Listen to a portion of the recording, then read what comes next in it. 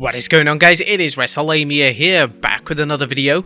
Daniel Garcia faces Bryan Danielson in a 2 out of 3 falls match, with wrestling legend Ricky the Dragon Steamboat serving as guest timekeeper. Join us now as we look at this week's edition of AEW's flagship show, as well as the latest news and rumors you need to know, including breaking news as WWE fires a bunch of talent, WWE reveals a new brand, CM Punk goes into business for himself, Lana's tweet infuriates fans, and much more. Be sure to subscribe and hit that notification bell for daily wrestling videos, and follow us on Facebook for exclusive lists. Also check out Wrestlelamia.co.uk and our non-wrestling channel, Incredible. As always, we won't recap the matches, but just look at the good, the bad, and the downright ugly. As always, we start off with the good as number 1, the return of Kenny Omega. The cleaner is back, and while it's unknown just how healthy he is, that didn't stop him from taking some crazy bumps last night. The good news is that AEW put Omega into a trios match, which hopefully will alleviate some of the wear and tear on his already beat up body. As much as fans want Omega to come back, it's imperative that he avoids sick bumps, especially after Omega said the next injury could be the end of his wrestling career. Number 2, straight from the heart.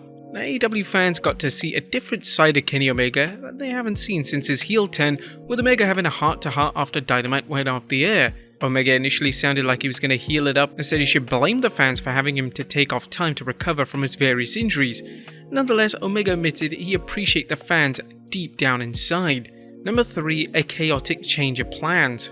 CM Punk vs Jon Moxley next week to unify the AEW World Championship and Interim World Championship. Well, this frenzied change of plans has us wondering whether this is hot shot booking or a way to up the stakes for Punk and Moxley's original scheduled pay-per-view battle. All Out is in 2.5 weeks, and rumor has it that Punk isn't 100% and not even close. Could this be a way for AEW to write Punk off for several weeks until he's fully healed? Number 4, I Heart Ricky Steamboat. You've still got it. Yeah, that was us chanting when the Dragon appeared both to serve as guest timekeeper, then to confront Chris Jericho backstage after Jericho told Daniel Garcia he had some explaining to do. AEW played off Steamboat and Jericho's rivalry from 2009 without mentioning the WWE, and even gave Ricky a chance to slug Angelo Parker after Jericho's stooge got in the Dragon's face. And Toni Storm vs Thunder Rosa is official for All Out. Now it's official, Toni Storm will challenge Thunder Rosa for the AEW Women's Championship. AEW is taking its time with setting up All Out, which is surprising since the show takes place on 4th September, which isn't that far away. Throw in the fact that the WWE's much anticipated UK premium event Clash at the Castle is the day before the show, and AEW needs to book a strong show if it expects fans to shell out $50. While Storm vs Rosa isn't likely to bring in the same number of viewers as other matches, it's a good start, especially since Punk vs Moxley may not even happen at All Out. But that was the good. What about the bad is number 1, a flat women's match. Toni Storm vs Killing King was a failure for many reasons. Storm is challenging Thunder Rosa for the Women's Championship and needs to look strong. Killing King was the wrong opponent for Storm to wrestle unless she squashed her. Even so, this was the kind of match that seemed better suited for Rampage. Simply put, Storm should have wrestled a stronger opponent if AEW wanted to show why she's the number 1 contender. Much like Adam Page's title reign, Thunder Rosa's title reign has been uneventful, and AEW needs to take the belt off her. The only problem is that AEW's booking of the women's belt, as opposed to the TBS Championship, has been lackluster since Dr. Britt Baker dropped the title. Number 2, horrible hype.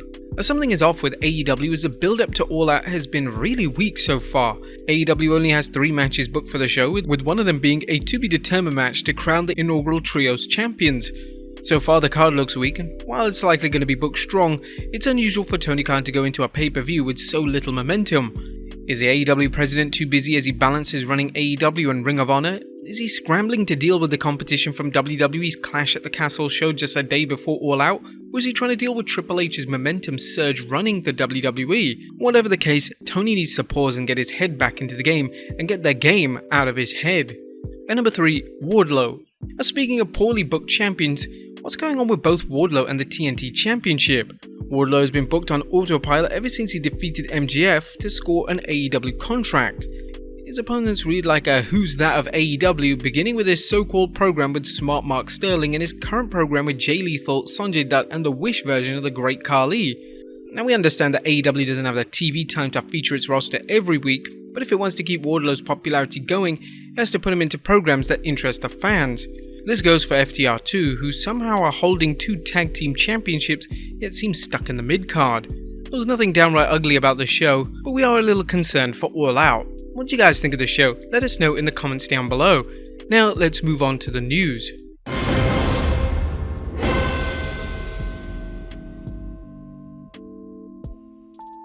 Now first story looks at WWE announcing a new brand. Atop of today's news is a major announcement concerning the future of NXT UK. Now we speculated in our previous news videos the sudden influx of NXT UK stars at NXT Heatwave coupled with the NXT tapings being paused raised red flags about the UK brand's future. However, the WWE isn't losing NXT UK but apparently taking it to the next level with the creation of NXT Europe. While NXT UK wrestlers feared the future due to NXT UK's tapings being paused for the rest of 2022, it's part of a larger plan. Fox Sports is reporting the NXT brand is set to grow even more come 2023 with the creation of NXT Europe. According to the company on Thursday, NXT Europe will reimagine the brand and talent pipeline with a renewed focus on Europe. The Fox Sports story quoted Shawn Michaels saying, "Given the success of NXT UK, we felt like it was time to expand beyond that." Michaels added that the NXT UK will go on a brief hiatus and that the final NXT U event will be at Worlds Collide. Michaels was asked what's next for the NXT UK's roster, saying, "Some of it, like everything with the WWE and NXT, that pipeline is always fluid. It's going to be one of those situations where we're going to have a lot of representation going into Worlds Collide." Now it's important to know that Michaels did not guarantee that everyone in NXT UK has a future in NXT Europe. Michaels reiterated NXT's mission and what to expect for the company's UK talent. It's what NXT has always been, and that is to be a pipeline for the WWE in support of Raw and SmackDown. That process is going to continue. We're going to use a UK talent that we can go into Worlds Collide and keep that representation out there for as long as we can. And as we move things over here in the process, we'll make those decisions in 2023 and who's a part of NXT Europe and who continues to stay in NXT in hopes of getting a main roster call-up. A UK talent who didn't appear at Heatwave expressed concerns about what their future in WWE was. They may still have cause for concern, but right now they may have to play the waiting game. You may recall at one point the WWE had discussed building NXT brands across the globe, but the pandemic put a halt to this. Could NXT Europe be a better way of training future talent in one location rather than branching out across the world? The breaking news as WWE has released several UK talent. Now, following the announcement of NXT UK merging into NXT Europe, WWE have actually released a number of NXT UK talents from their contracts. The talents released so far include Flash Morgan Webster, Mark Andrews, Dave Mastiff, Amal Dib, Wild Boar, Jack Stars. So it seems that even with Triple H running the reins at WWE, wrestlers still aren't safe. What do you think of these releases? Let us know in the comments down below. Next up, NXT vs NXT UK show is coming 4th September. Now another sign that NXT UK could be gone soon is a report from Brian Alvarez, who noted on the Wrestling Observer Radio that the WWE has an NXT vs NXT UK show scheduled on 4th September, which just so happens to be the same day as AEW's All Out show. I was forwarded a deal today that is sent to the fans. They're doing an NXT TakeOver style show on September 4th, the same day as AEW All Out. It appears to be an NXT vs NXT UK kind of show, so Hunter is all in on this war. If Alvarez's report is accurate, could this be the Worlds Collide event previously mentioned? Or Triple H isn't holding back when it comes to capitalizing on the WWE's current momentum, which explains the NXT vs NXT UK rivalry. Next up, CM Punk goes into business for himself. Were you wondering why CM Punk called out Hangman Adam Page this week on Dynamite? Well, apparently many people backstage at AEW were as well. Dave Meltzer revealed on this week's Observer, "If you're wondering about the CM Punk thing at the start of the show with Adam Page, that was weird for everyone, as in nobody knew he was going to do that. If you remember months ago when they were feuding and I said that there's a lot of reality to it, well, there is a lot of reality to it. I don't know what the deal was and nobody else does either. Do you think this was an actual shoot or a work shoot? Either way, what could Punk and or AEW's motivations be behind it?" And finally, Lana's tweet infuriates fans. Last but not least, former superstar Lana has taken to Twitter to explain what some social media users saw as a cold response to a homeless person. The person in question tweeted, "Hard to keep going when you're homeless, everyone ignores you, everything is a reminder what you once had." Perry responded, "You have a device to tweet from." She later responded, "Let me clear something up about something going around about a tweet.